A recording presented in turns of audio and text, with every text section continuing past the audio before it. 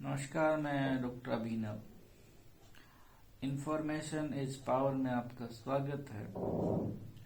क्योंकि व्यक्ति के पास अगर इंफॉर्मेशन नहीं होगी तो वो आगे नहीं बढ़ता है। तो जिस पुस्तक के बारे में हम समीक्षा के रूप में इधर रूबरू हो रहे हैं, उसका जो नाम है सोचिए और अमीर बनिए। पुस्तक कोई भी हो सकती है, लेकिन उसमें सोचना क्या है ये मैटर करता है। और उस सूचना का जो मैटर है हम पे क्या प्रभाव करता है, डालता है, और हम अपनी दैनिक लाइफ में उस प्रभाव को किस तरह से इम्प्लीमेशन करते हैं, ये इम्पोर्टेंट है। वर्तमान काल में ही सब कुछ चलता है। भूतकाल जो बीत गया है उसमें से अच्छी बातें हम लेते रहते हैं, नेगेटिव बातें छोड़ते रहते हैं। हम आगे बढ़ने का ये सबब बनाते हैं। भविष्य की योजनाएं वर्तमान में बनती हैं, लेकिन भविष्य में रहा नहीं जा सकता है, जिया नहीं जा सकता है। तो वर्तमान में अगर हम कोई काम करते हैं, ये हमें आगे बढ़ाता है और यही हमें भविष्य में स्थापित करता है कि हम वर्तमान में किस दिशा में, किन सूचनाओं से, आत्म विश्लेषण से, आत्म सुझाव से, अपनी इच्छाओं से, आत्मबोध से आगे बढ़ते हैं। वो विचार ही हैं, और विचार जो हैं वो सूचना के रूप में इधर उधर से हमें मिलते हैं। तो ये पुस्तक भी सोचिए और अमीर बनिए के रूप में, एक सूचना के रूप में हम से जुड़ी है, हमारे समय से जुड़ी है, हमारे वर्तमान से जुड़ी है। तो इसके बारे में हम आज सुव्यवस्थित जो योजना है, आगे बढ़ने की प्लान में जो सुव्यवस्थित योजना है उस संदर्भ में हम बात करेंगे। क्योंकि नेपोलियन हिल जी ने लिखा है, साहब ने लिखा है, और इसको जिसने पढ़ा है उसकी तरक्की हुई है, नो डाउट। क्योंकि आत्ममंथन तो व्यक्ति करेगा। हम कोई भी चीज पढ़ लें, जब तक आत्ममंथन के साथ उस पे चलते नहीं हैं तो हम आगे नहीं बढ़ पाते हैं। ये हम किसी भी सूचना पे काम करके देख सकते हैं। तो यहाँ पे सुव्यवस्थित योजना एक आगे बढ़ने का प्रयास है। चैप्टर 7 में कहता है कि इच्छा को कर्म में साकार करना अमीर की दिशा में छठा कदम है। यानी कि जो इच्छा हमने ली है, हम कर रहे हैं, उसको हमें कर्म के रूप में साकार करना होगा, यानी कि कार्य के रूप में हमें साकार करना होगा। तो ये नेक्स्ट स्टेप है हमें आगे बढ़ाने का। तो यहाँ कहते हैं कि आपने सीखा है कि इंसान जो भी सृजन करता है, यानी कि बनाता है या हासिल करता है, वह इच्छा के रूप में शुरू होता है। कितनी अच्छी बात है। व्यक्ति जो हासिल करना चाहता है, जो पाना चाहता है, उसका जो फर्स्ट स्टेप है वो इच्छा से शुरू होता है। क्योंकि सृजन जो है, बना जो प्रारंभ है, वो इच्छा से ही शुरू होता है, और इच्छा के से ही हम आगे बढ़ते हैं। इच्छा ही हमें यात्रा के पहले दौर में ले जाती है। क्योंकि इच्छा होगी तो हम दिल्ली जाएंगे, इच्छा होगी तो हम बॉम्बे जाएंगे, इच्छा होगी तो हम अपने गांव जाएंगे, इच्छा होगी किसी के दोस्त के घर जाएंगे, इच्छा होगी तो हम अपने ऑफिस में जाएंगे, इच्छा होगी तो हम अपने घर के लिए छुट्टी लेंगे। इच्छा होगी तो हम एक नए कपड़े सिलाएंगे, इच्छा होगी तो हम नया फोन लेंगे, मोबाइल फोन लेंगे। तो ये सारी इच्छा इच्छा इच्छा इच्छा पे ही डिपेंड करती हैं और उसी से सृजन स्टार्ट होता है। तो अमूर्त रूप से मूर्त यथार्थ की ओर ले जाती है इच्छा, और कल्पना की वर्कशॉप में भी ले जाती है। यानी कि जो हमने कल्पना की है तो उसका जो वर्कशॉप है तो वहां भी उसको लेके, क्योंकि वो काम करना पड़ेगा ना। इच्छा, अब मेरे माइंड में बहुत सारी इच्छाएं हैं, आपके भी माइंड में बहुत सारी इच्छाएं हैं, लेकिन इस इच्छा को इस हाथ तक ले जाना जरूरी है काम करने के लिए, इस बॉडी तक इम्प्लीमेशन करवाना जरूरी है। तो वो वर्कशॉप की तरफ ले जाता है, वर्क स्टेशन की तरफ ले जाता है, जहां इस रूपांतरण की योजनाएं बनाई जाती हैं और व्यवस्थित की जाती हैं। अध्याय 2 में आपको 6 निश्चित व्यवहारिक कदम उठाने के लिए निर्देश दिए गए हैं इसी पुस्तक में, ताकि आप धन को की जो इच्छा है उसके आर्थिक समतुल्य में रूपांतरित करने की दिशा में आगे बढ़ सकें। इसमें से एक कदम है निश्चित और व्यवहारिक योजनाएं बनाना, जिसके द्वारा यह रूपांतरण किया जा सकता है। अब आपको निर्देश दिए जाएंगे कि आप किस तरह व्यवहारिक योजनाएं बना सकते हैं। धन कमाने की आपकी योजना के बनने और उसे पूरा होने में आपको जितने लोगों के समूह की आवश्यकता हो उतने लोगों से जुड़े।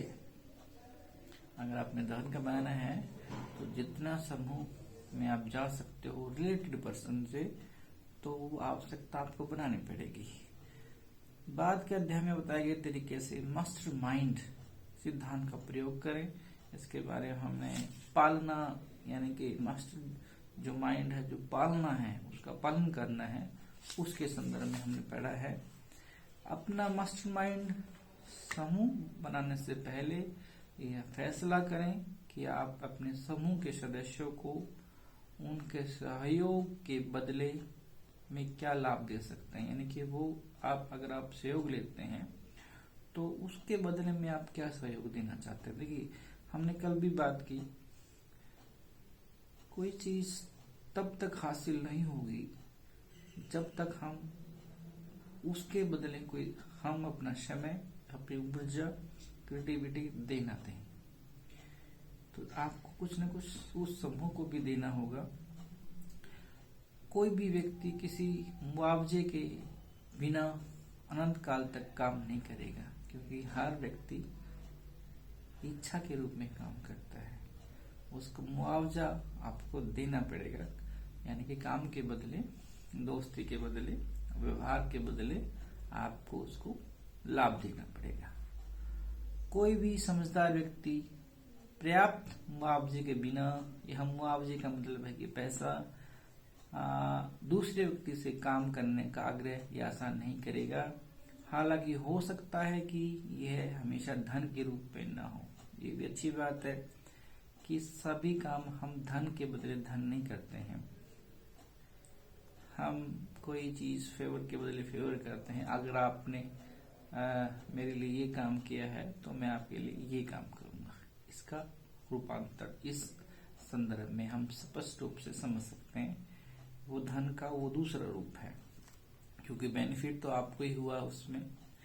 सप्ताह में कम से कम 2 बार और जितना अधिक संभव हो सके अपने मास्टर समूह, माइंड के समूह के सदस्यों से मिलें, जब तक कि आप मिलकर धन कमाने के लिए आवश्यक योजनाएं पूरी तरह से नए बना लें। अगर आप ग्रुप में धन कमाना चाहते हैं, क्योंकि बहुत सारे लोग ग्रुप में धन कमाना चाहते हैं, तो उन लोगों से आपको मिलना पड़ेगा योजना बनाने के लिए।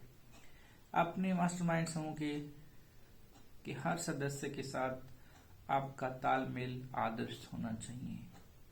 अगर आप इस निर्देश का पूरी तरह पालन नहीं करेंगे तो असफलता आपकी निश्चित है। मास्टरमाइंड सिद्धांत वहां पर सफल नहीं हो सकता है जहां पूरा तालमेल नहीं। अगर काम के प्रति तालमेल नहीं है, वफादारी नहीं है, दोस्ती के प्रति वफादारी नहीं है, तालमेल नहीं है, तो असफलता आपको मिलेगी। नो डाउट हर टाइप के रिश्तों में असफलता का कारण यही है कि तालमेल नहीं है, एक दूसरे के प्रति आदर्श नहीं है। इन तथ्यों को अपने दिमाग में रख लें।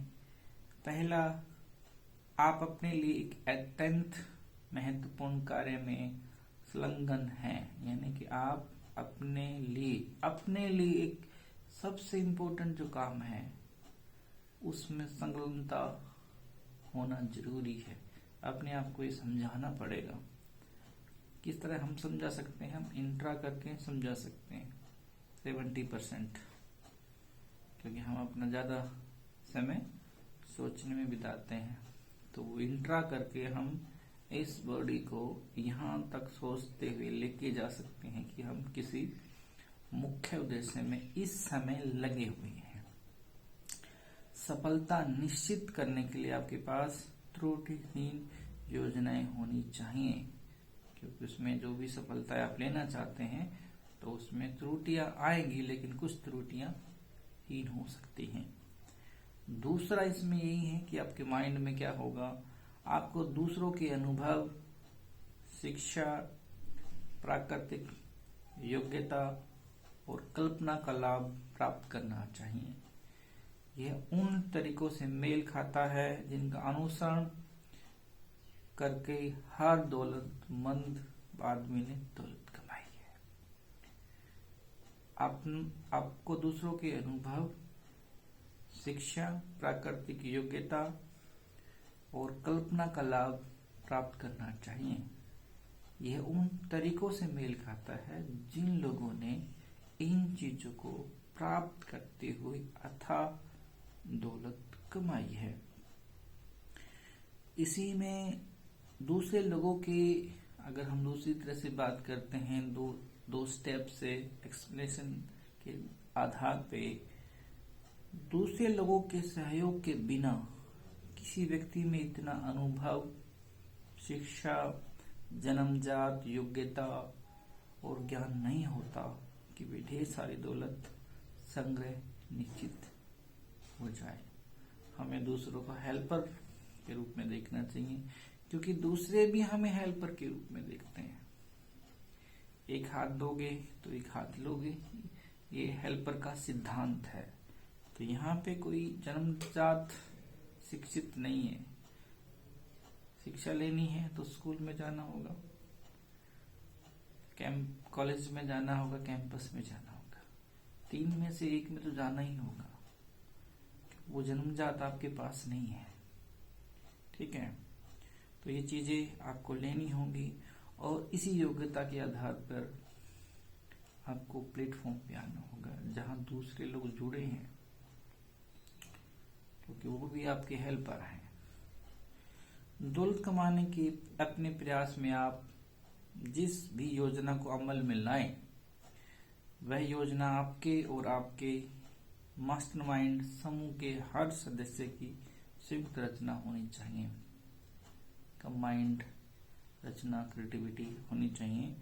आप अपने मस्तिष्क से निकली योजनाओं को आंशिक तौर पर या पूरी तौर पर बना सकते हैं, परंतु ये जरूरी है कि इन योजनाओं को आपके मास्टरमाइंड समूह के सदस्यों द्वारा जांचा जाए और स्वीकार किया जाए। ये भी अच्छी बात है।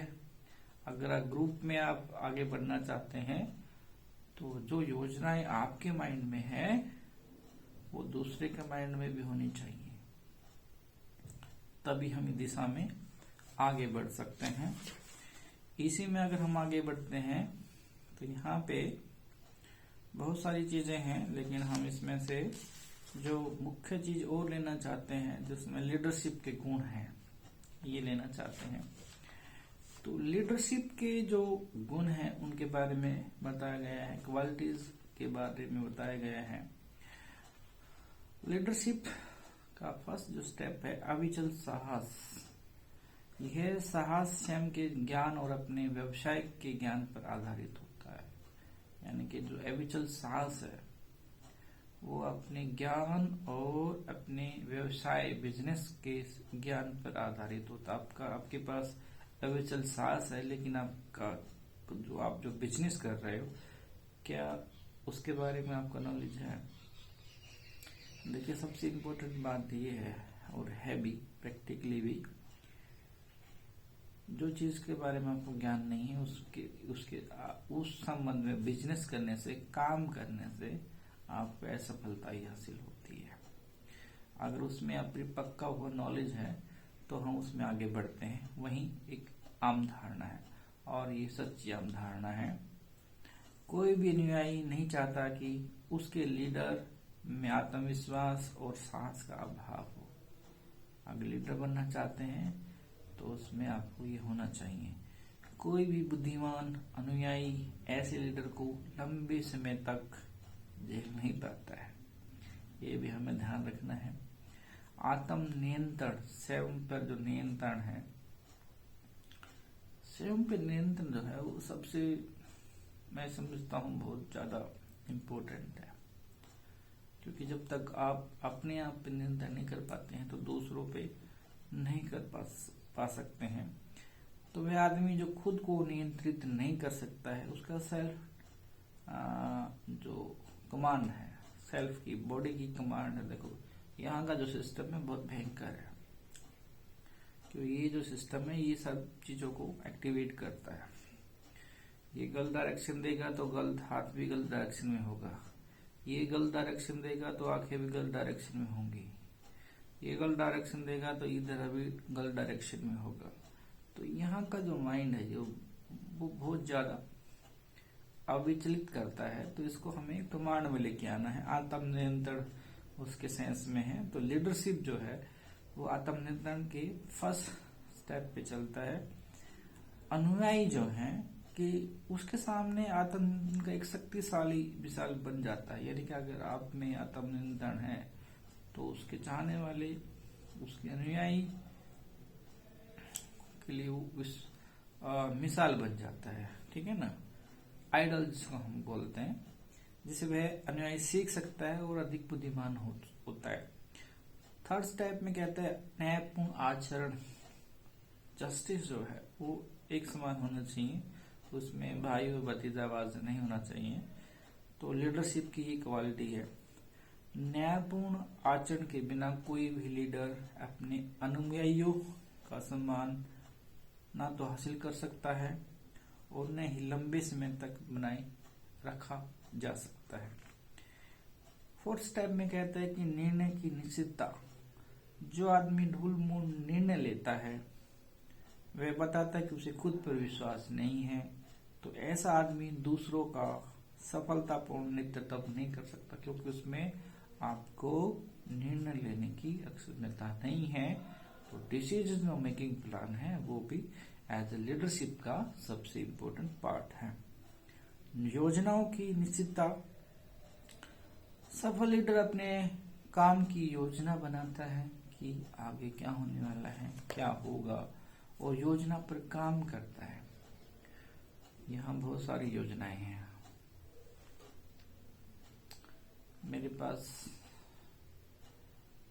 2 500 नोट है मेरी जेब में, आपकी भी जेब में है।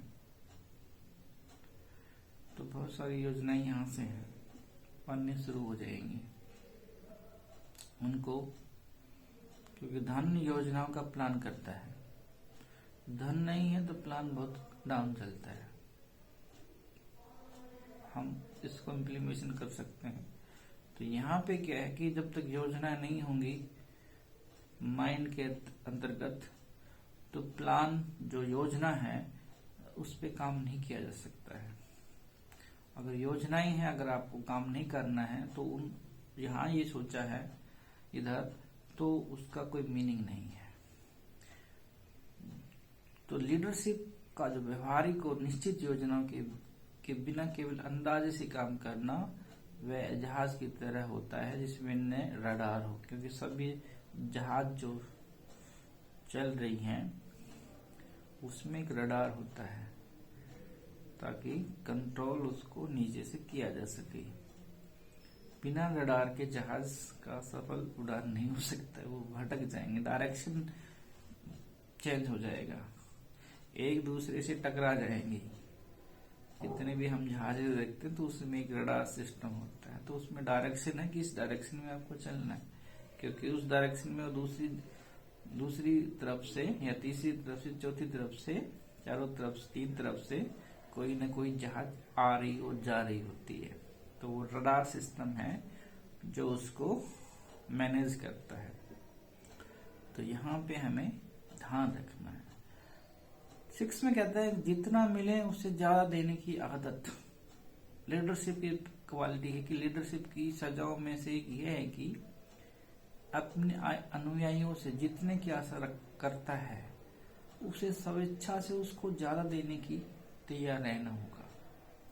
अगर आप मुझे कम दे रहे हो तो मैं एज ए लीडर आपको ज्यादा देने की सोच रखता हूं। तो ये भी क्वालिटी है लीडरशिप में। सुखद व्यक्तित्व, कोई भी बेतरतीब या लापरवाह आदमी सफल लीडर नहीं हो सकता है। लीडरशिप के लिए सम्मान चाहिए। अनुयायी ऐसे लीडर का सम्मान नहीं करेंगे जिसे सुखद व्यक्तित्व के सभी तत्वों में अच्छे अंक न मिले हों, क्योंकि लीडरशिप तभी मिले होता है जब वो सभी स्टेप क्या जो उसने पास किए हैं तो उसमें अच्छे अंक होने चाहिए, अच्छे अंक गुण होने चाहिए। नेक्स्ट स्टेप 8 कहता है कि सहानुभूति और समझ। सफल लीडर को अपने समर्थकों के प्रति सहानुभूति भी रखनी चाहिए और ज्यादा रखनी चाहिए। यही नहीं, उसे उन्हें और उनकी समस्या को भी समझना चाहिए। विवरण की कुशलता, सफल लीडर के लिए यह भी जरूरी है कि वह लीडर की स्थिति के विवरण में भी पारंगत हो। पूरी जिम्मेदारी लेने की इच्छा सफल लीडर की सबसे अच्छी के गुणों में से एक है कि जो जिम्मेदारी ली है उसकी इच्छा भी रखें, पूरी जिम्मेदारी के साथ इच्छा। सफल लीडर को अपने समर्थकों की गलतियों और कमियों की पूरी जिम्मेदारी लेने के लिए तैयार रहना चाहिए। अगर वह इन जिम्मेदारी को दूसरे पर थोप देता है और तो वह लीडर नहीं बन सकता है। अगर उसका कोई समर्थक कोई गलती करता है और अपने आप को अयोग्य सिद्ध करता है तो लीडर को यह मानना चाहिए कि गलती उसी की है और वही असफल हुआ है। सहयोग, सफल लीडर को मिलकर प्रयास करने के सिद्धांत को समझ लेना चाहिए, उस पर अमल करना चाहिए और अपने अनुयायियों को भी ऐसा करने के लिए प्रेरित करना चाहिए।